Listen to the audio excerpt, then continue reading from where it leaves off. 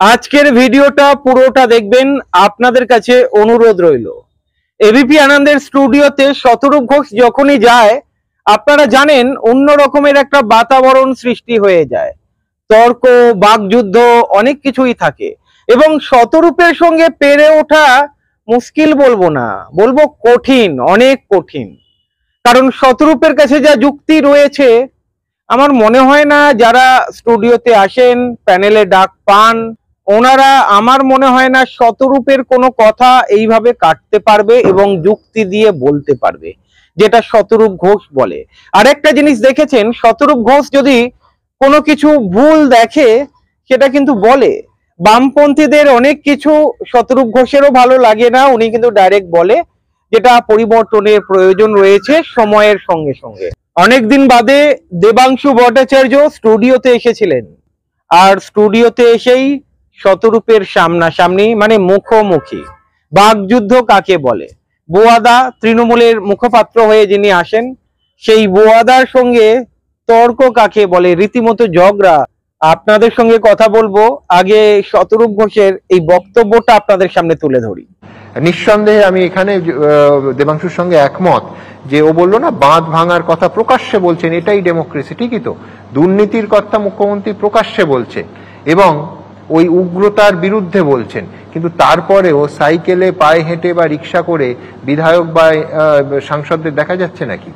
আমাদের তো অন্তত চোখে পড়েনি। এখন প্রশ্ন হলো, তৃণমূল নেতৃত্বের কত শতাংশ নেত্রীর সতর্কবার্তা মেনে বছর বছর আরো বিবেকবান হচ্ছেন কিন্তু বিত্তবান হচ্ছেন না? এটাও কিন্তু কোট আনকোট মমতা বন্দ্যোপাধ্যায়। আমি বিবেকবান মানুষ চাই, বিত্তবান চাই না। ওপেন ফোরামে নিশ্চয়ই সেই পরিসংখ্যানও পাওয়া যাবে। যাই হোক, আমার পরের বক্তা সিপিএম নেতা শতরূপ ঘোষ।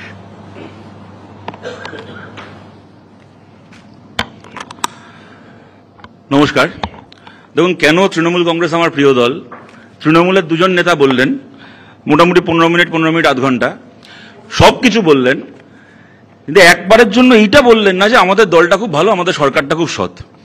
কি মোটামুটি ওনার কথার মানে কি বুঝলাম যে হ্যাঁ ভাই, চুরি করি, ডাকাতি করি, আমাদের দলের লোকেরা ধর্ষণ করে, সবকিছু করে, কিন্তু আমরা একটা গণতান্ত্রিক দেশে বসবাস করি, গণতান্ত্রিক ব্যবস্থার চোর আমরা, গণতান্ত্রিক ব্যবস্থার খুনি, গণতান্ত্রিক ধর্ষক আমরা।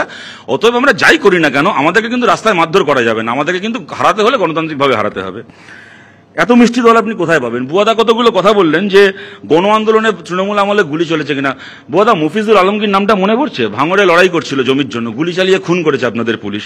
এবং কি বলুন তো, আন্দোলন করলে তাকে মেরে ফেলার হাতিয়ারটাকে আপনারা একমাত্র গুলি বন্দুকে আটকে রাখেননি। সুদীপ্ত লাঠির বাড়ি পিটিয়ে মেরেছেন সুদীপ্ত গুপ্তকে, একটা 22 বছরের ছেলে কলেজে ছাত্র ভোট চেয়েছিল বলে। মহিদুল মিদ্দা, অর্জুন সিংকে যখন বললেন যে কথার মাঝখানে কথা না বলতে, আপনার জন্য কি আলাদা সংবিধান আছে দেশে? সুদীপ্ত বললাম, মহিদুল মিদ্দা চাকরির দাবিতে গেছিল, পিটিয়ে খুন করলেন ছেলেটাকে, ছেলেটা রাস্তায় পড়ে বললো আমি আর বাঁচবনি, সত্যি ছেলেটা আর বাঁচলো না। আপনার আনিস খানের নাম মনে আছে? রাত্রির বেলা এনআরসির বিরুদ্ধে আন্দোলন করছিল, রাত্রির বেলা পুলিশ পাঠিয়ে বাড়িতে বাবার সামনে থেকে টেনে নিয়ে গিয়ে ছাদ থেকে ফেলে খুন করেছিলেন। খুনের কত রকম ইনোভেটিভ কায়দা আবিষ্কার করেছেন। তামান্নার কথা মনে আছে? গুলি ফুলিতে আটকে ছিল না, ভোটে জিতেছেন। জয়টাকে উদযাপন করলেন কি, একটা 9 বছরের বাচ্চা মেয়ের শরীরে টিপ করে সকেট বোম ছিঁড়ে তামান্নাকে খুন করলেন। আপনারা গণ আন্দোলনে গুলির গল্প শোনাচ্ছেন, তারপরে আবার বলছেন ব্যালটই শেষ কথা বলে। ব্যালট শেষ করার কথা বলে তো বটে, ওই কারণে তৃণমূলের লোকেরা পঞ্চায়েত ভোটের সময় গরুর মতো ব্যালট চিবোয়, ছাগলের মতো ব্যালট চিবোয়। ব্যালট শেষ কথা বলে বলে নর্দমা থেকে বিডিও এসডিও গুলো গিয়ে ব্যালট ফেলে দিয়ে আসে গণনা কেন্দ্রের বাইরের নর্দমায়।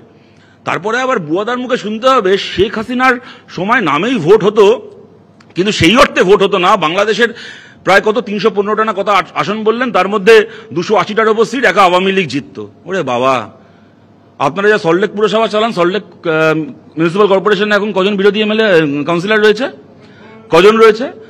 পশ্চিমবাংলায় দাঁড়িয়ে মাইকে বিরোধী শূন্য পঞ্চায়েত, বিরোধী শূন্য পুরসভা চাইবে, তারপর বিরোধী শূন্য বাংলাদেশ হলে আবার এদের মুখ থেকে জ্ঞান শুনতে হবে। তারপরে এলো আমার ভাই দেবাংশু, বলে 22শে মে 2022 অব্দি অর্জুন সিং তৃণমূলে ছিলেন, তৃণমূলে জয়েন করেছিলেন। তারপরে ওনার পাশে, ঠিকই কথা, এটা আমরা সবাই দেখেছি, দেবাংশুর পাশে বসছিলেন মঞ্চে। 24 সালে নাম ঘোষণা হলো না, বিজেপিতে চলে গেলেন। ভাই তোমার কি বলবো, তোমাকে ভালোবাসি, তোমার তো অর্জুন সিং এর পাশের চেয়ারে বসে থাকার কথা ছিল না ভাই, তোমার মমতা ব্যানার্জির চৌকাটে শুয়ে থাকার কথা ছিল। যদি 22শে মে 2022 মমতা ব্যানার্জির চৌকাটে শুয়ে থাকতে, তাহলে অর্জুন সিং এর ক্ষমতা ছিল তৃণমূলে আবার ঢোকে? না ঢুকতেন অর্জুন সিং, না তোমাকে এখন দাঁড়িয়ে এতগুলো কৈফিয়ত দিতে হতো। শুভেন্দু নরদায় হাত পাকিয়ে কুখ্যাত, ঠিক কথা, একই রকম ভাবে ববি হাকিমও নারদায় পয়সা খেয়ে কুখ্যাত, সৌগত রায় আবার পয়সাকে থ্যাংক ইউ বলে কুখ্যাত, সুব্রত মুখার্জি মোড়ে ভূত হয়ে গেছেন, উনিও নারদায় পয়সা খেয়ে কুখ্যাত, তোমার কাকলি ঘোষ দস্তিদার কেই বা নারদায় পয়সা খেয়ে কুখ্যাত নয় বলো? তোমার দলে এতগুলো নারদায় পয়সা খাওয়ার লোককে এখনো মাথার উপর রেখে দিয়ে এইসব কথা বলে লাভ কি আছে? বুঝলেন, প্রশাসনিক মিটিং মমতা বন্দ্যোপাধ্যায় লাইভ করেন, এটা নাই গণতন্ত্র? এটা ভাই দেবাংশু, মমতা বন্দ্যোপাধ্যায় যখন অ্যাডমিনিস্ট্রেটিভ মিটিং লাইভ করেন তখন গোটা বাংলা গোটা ভারতের মানুষ দেখেন মানুষের ভোটে নির্বাচিত বিরোধী দলের এমএলএ এমপিদের সেই অ্যাডমিনিস্ট্রেটিভ মিটিংয়ে ঠাঁই হয় না। এইটা গণতন্ত্র নয়, এটা অগণতন্ত্রের লাইভ বিজ্ঞাপন। তারপরে বলছে আমাদের মাননীয় ভাইস চ্যান্সেলরের ব্যাপারে উনি কোট করে বললেন সন্তানসম ছাত্রকে কেন সেন্সার করা হয়েছে। ঠিকই কথা, সন্তানসম ছাত্র যদি ক্রিমিনাল সমাজ কাজ করে তাহলেও তাকে কোলে পিঠে করে রাখতে হবে। যেমন মমতা বন্দ্যোপাধ্যায় কসবা ল কলেজের ওনার সন্তানসম মনোজিৎ মিশ্রকে আগলে রেখেছিলেন, তাই ওনার সন্তানসম মনোজিৎ মিশ্রর ক্ষমতা মানে কসবা ল কলেজের প্রিন্সিপালের ক্ষমতা হয়নি তার বিরুদ্ধে ব্যবস্থা নেওয়ার। সে কলেজ থেকে বেরিয়ে যাওয়ার পরও তাকে কলেজের ইজারা দিয়ে রেখেছিলেন, তাই মমতা বন্দ্যোপাধ্যায় সন্তানসম মনোজিৎ মিশ্র কি সুন্দর ধর্ষণ করে বেড়ালো, গণধর্ষণ করে বেড়ালো। এটাই তো বাংলার মডেল হবে। কোন ছাত্র যদি ক্রিমিনালের মতো কাজ করে সত্যি তো তাকে সেন্সার করা হবে কেন? তাকে ফুলচন্দন দিয়ে পুজো করতে হবে, তবে না বাংলা, তবে না গণতন্ত্র। তারপর একটা পার্টিনেন্ট প্রশ্ন করেছে যে ওই তৃণমূলের কর্মসূচির দিন ইউনিভার্সিটির পরীক্ষা হলো, তাতে কি ভিড় কমানো গেল? ঠিক কথা, ভিড় কমানো গেল না তৃণমূলের মিটিং এর। তো ভাই ইউনিভার্সিটির পরীক্ষারও তো ভিড় কমানো গেল না, 97% অ্যাটেন্ডেন্স হলো। এর থেকে কি প্রমাণিত হলো? বহু বছর ধরে আমাদের জেনে আসা কথা নতুন করে প্রমাণিত হলো, যারা বিশ্ববিদ্যালয়ের পরীক্ষায় বসে আর যারা টিএমসিপির মিছিলে যায় এই দুয়ের মধ্যে কোনো সম্পর্ক নেই। যাক, আজকের যে বিষয়টা দেওয়া হয়েছে আলোচনায় সেটাই আসি। তাহলে দেখুন, আমার পার্টি আমরা নির্বাচনের মাধ্যমেই সরকার পরিবর্তনে বিশ্বাস করি। আমরা চাই না কাউকে মারতে মারতে রাস্তায় তার পুড়িয়ে মারা হোক কি মারধর করা হোক ইত্যাদি হোক। এটা মানে আমাদের ঘোষিত পার্টি লাইন, পার্টি কর্মসূচি। এবং আমরা গর্বিত যে ভারতের গণতন্ত্র এত বছর পুরনো হয়েছে, স্বাধীন ভারতের গণতন্ত্র, এখানে অনেক কিছু হয়েছে। এমনকি আমরা আমাদের দেশের প্রধানমন্ত্রীদের হত্যাও দেখেছি, কিন্তু আমাদের দেশে কখনো ওই সামরিক অভ্যুত্থান আর লোকের ওই ঘরবাড়ি পুড়িয়ে ক্ষমতা দখল আমাদেরকে দেখতে হয়নি। এটা আমাদের গর্ব। এটাও ঘটনা, পাবলিক যদি কালকে খেপে ওঠে তখন পাবলিক কি করবে সে তো আর সিপিএম এর পার্টি লাইন মেনে ঠিক করবে না। সুতরাং তখন পাবলিকের ইচ্ছা, পাবলিক কি করবে। তবে আমি একটা কথা আপনাদের মনে করাই, বাংলায় গোটা সিনেমা না দেখে থাকলেও মাঝে মধ্যে কিন্তু গত কয়েক বছর আমরা ট্রেলার দেখেছি। 2019-এ যখন তৃণমূলের আসন একটুখানি কমলো, তারপরে আপনারা দেখেছেন মোটামুটি পশ্চিমবাংলাতে সেই সময় হচ্ছে দুয়ারে শ্রীলঙ্কা প্রকল্প চালু হয়ে গেছিল। গ্রামে গঞ্জে তৃণমূলের লোকগুলোকে কলার ধরে বাড়ি থেকে বার করে কান ধরে উঠবোস করিয়ে গাছে বেঁধে পেটাতে পেটাতে পয়সা ফেরত নেওয়া হচ্ছিল। চুরির টাকা, ডাকাতির টাকা, চাকরি বিক্রির টাকা। এমন অবস্থায় পৌঁছে গেছিল ব্যাপারটা, মমতা বন্দ্যোপাধ্যায়কে সেই সময় দাঁড়িয়ে বলতে হয়েছিল, প্রথমে বললেন যে দলের লোককে কাটমানি ফেরত দিতে হবে, তারপরে যখন দেখলেন দলের লোকেরা কাটমানি ফেরত দিতে পারছে না, যা টাকা খেয়েছিল 25 টাকা ডেকে 75 টাকা মমতা ব্যানার্জিকেই পাঠিয়ে দিয়েছে। এখন দলের লোক ফোন করে বলছে যে কাটমানি ফেরত দিতে বলছেন, আমার কাছে 25 টাকা রয়েছে, আপনার 75 টাকাটা পাঠান।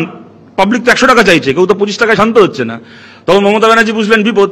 তখন আবার ওই মমতা ব্যানার্জি মঞ্চে দাঁড়িয়ে বললেন, কারা কারা এরকম ভাবে টাকা ফেরত চাওয়ার জন্য আমার দলের লোকেদের বাড়িতে চড়াও হচ্ছে, তাদের বিরুদ্ধে পুলিশকে বলছি এফআইআর করতে হবে।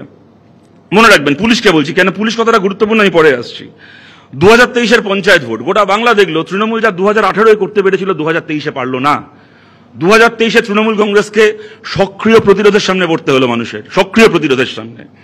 2024-এর শুরুতে সন্দেশখালী, যে শেখ শাহজাহানের পাপের সাম্রাজ্য তৈরি হয়েছিল, সেই পাপের সাম্রাজ্যে, সেই পাপের লঙ্কায় আগুন লাগালো সন্দেশখালীর মানুষ। এবং 2024-এর লোকসভা ভোটে সত্যি তৃণমূলের আসন বাড়লো, সব হলো। তার কয়েক মাসের মধ্যে আরজি করকে নিয়ে ওরকম ভাবে মানুষের রাস্তায় নামা বাংলার মা বোনেদের, যারা জীবনে কোনোদিন মিটিং মিছিলের মুখ দেখেননি, তাদেরও পরিবারকে ছেড়ে সন্তানকে ঘুম পাড়িয়ে রাতের পর রাত রাস্তায় দাঁড়িয়ে থাকা। তৃণমূল 24-এ সিট বাড়ার পরে বলেছিল আমরা লক্ষ্মীর ভান্ডার দিচ্ছি, আমরা এই দিচ্ছি ওই দিচ্ছি, তাই বাংলার মা বোনেরা যেন ওনার কেনা দাস হয়ে গেছে। আপনাদের মনে থাকবে মমতা বন্দ্যোপাধ্যায় লোকসভা ভোটের আগে একটা জায়গায় মিটিং করতে গেছেন, সেই মিটিংয়ে ভিড় কম হচ্ছে, একেবারে টিভিতে লাইভ টেলিকাস্ট দেখেছি, মঞ্চে দাঁড়িয়ে বলছেন ভিড় কেন কম, নেতাকে জিজ্ঞেস করছে লক্ষ্মীর ভান্ডারের মেয়েরা আসেনি কেন। মানে যারা লক্ষ্মীর ভান্ডার পায় তারা ওনার কৃতদাস হয়ে গেল, লক্ষ্মীর ভান্ডারের টাকা নিচ্ছে বলে তাদেরকে ওনার মিটিং মিছিলে যেতে হবে। কয়েক মাসের মধ্যে আরজি করা হলো লোকসভার, কি দেখলাম, বাংলায় লক্ষ্মীর ভান্ডারের টাকা পান যে মা বোনেরা, তারা রাস্তায় দাঁড়িয়ে স্লোগান দিচ্ছেন শাসকের গালে গালে জুতো মারো তালে তালে।